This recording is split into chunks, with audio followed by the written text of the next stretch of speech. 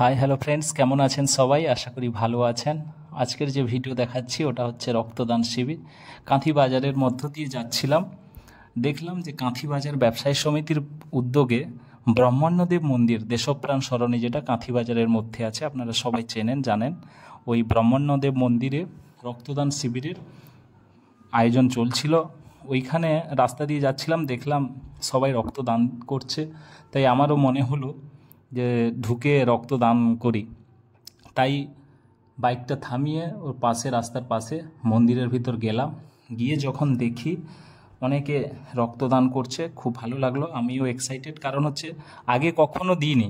মনে মনে ভাবতাম কখন ব্লাড দিব কোনো একটা জায়গায়।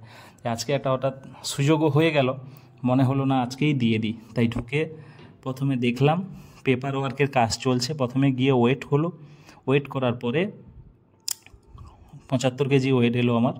তারপরে ওজন করার পরে নাম, ঠিকানা, ফোন নাম্বার এগুলো সব কমপ্লিট করা হলো।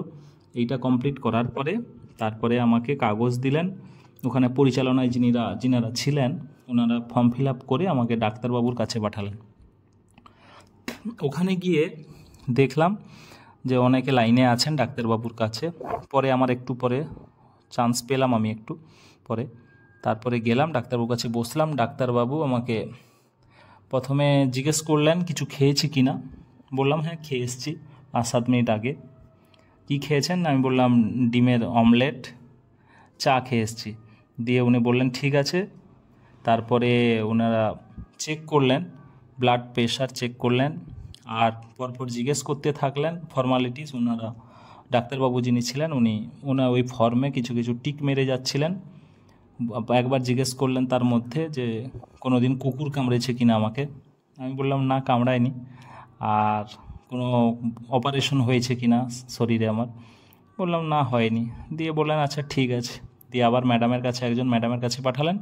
ওই ম্যাডামের কাছে গিয়ে সমস্ত কিছু দিলাম ওই ফর্মটা, দিয়ে ম্যাডাম আবার রেজিস্টারে এন্ট্রি করে নিলেন। তারপরে ম্যাডাম আমাকে ওই ফর্মটা দিয়ে পাঠালেন যেখানে ব্লাড ডোনেট করা হচ্ছে ওই জায়গাতে গিয়ে বসলাম। একটু পরে যেনারা নিচ্ছিলেন ব্লাড ওনারা ডাকলেন আমাকে, আমি ওনাদের ফর্ম দিলাম। ওই ফর্মটা নেওয়ার পর ওনারা বললেন আমাকে শুয়ে পড়তে, বেডে মাথাটা উঁচু করে শুয়ে পড়লাম। আর ওনারা বললেন যে আমরা যেইভাবে বলবো সেইভাবে করতে থাকবেন। বাস, তারপরে ব্লাড দেওয়া শেষ হলো।